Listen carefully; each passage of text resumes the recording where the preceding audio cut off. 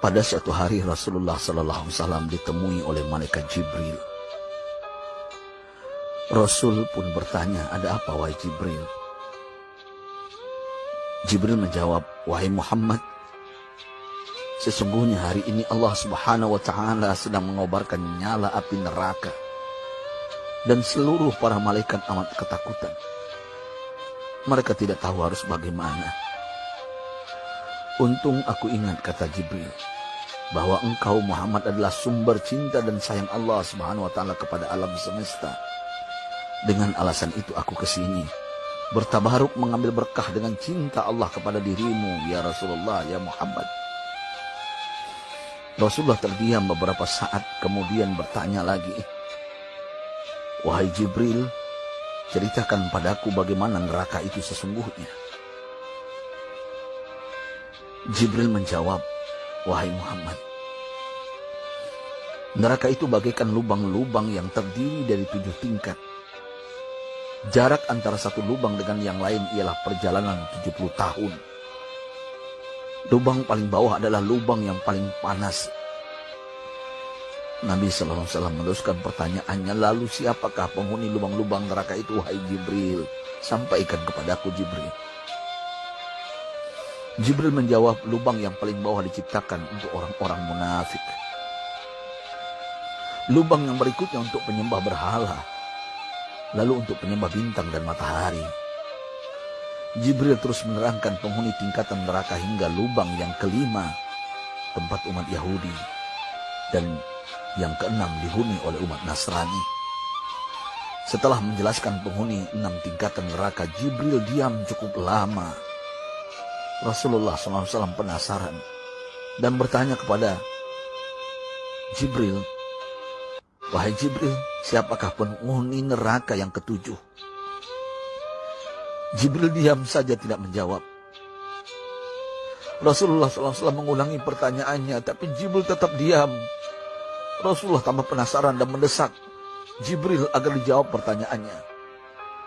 Akhirnya Jibril pun berkata, umatmu wahai Muhammad, mereka itu para pelaku dosa besar di kalangan umatmu, yang dimana sampai mereka mati belum sempat bertaubat.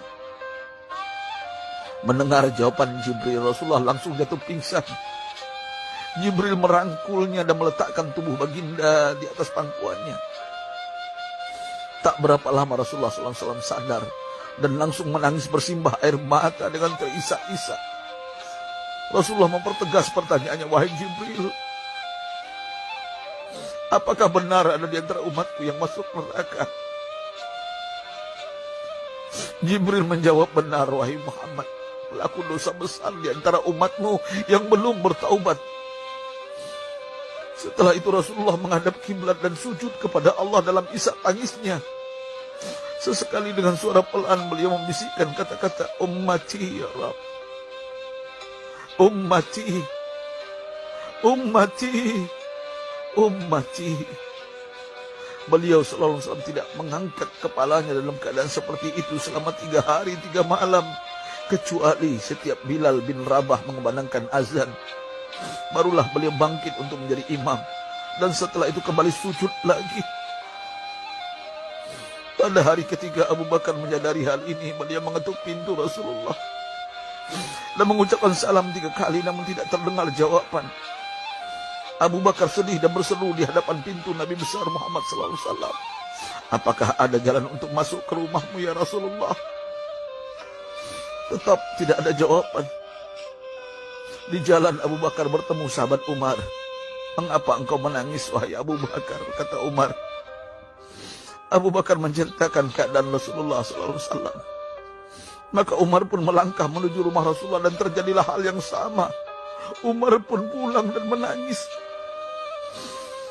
Di jalan Umar bertemu sahabat Salman Al-Farisi. Dengan terisak Umar bercerita kepada Salman hingga membuat dia amat sedih, namun tidak berani mengulangi hal yang sama.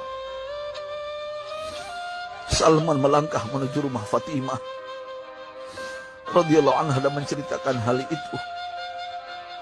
Setengah berlari Fatimah menuju rumah ayah tercinta dan mengetuk pintu sambil mengucapkan salam. Mendengar suara lembut putri tercinta, sejuklah dada Rasulullah. Beliau bangkit dari sujud dan membuka pintu. Alangkah terkejutnya Fatimah melihat Rasulullah, ayah tercinta, amat kurus dan pucat.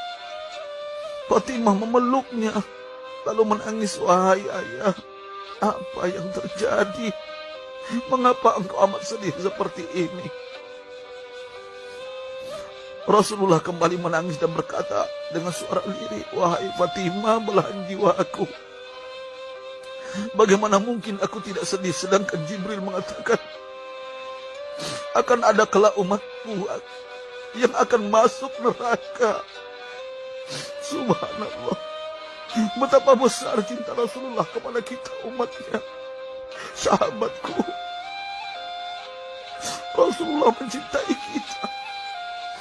Antaman ma'aman ahbabta, engkau akan berkumpul dengan orang yang kau cintai. Mari kita mencintai baginda Nabi besar Muhammad SAW yang mencintai kita, umat yang tidak rela kita masuk neraka.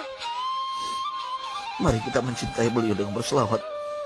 Sahabatku, sampaikan, Rasul mengajarkan kepada kita, mandalla ala khairin falau mislu ajri fa'ilin. Siapa yang menunjukkan kepada kebaikan, maka dia akan mendapatkan pahala seperti orang yang mengerjakannya. Mudah-mudahan ini menjadi pahala jariah bagi kita.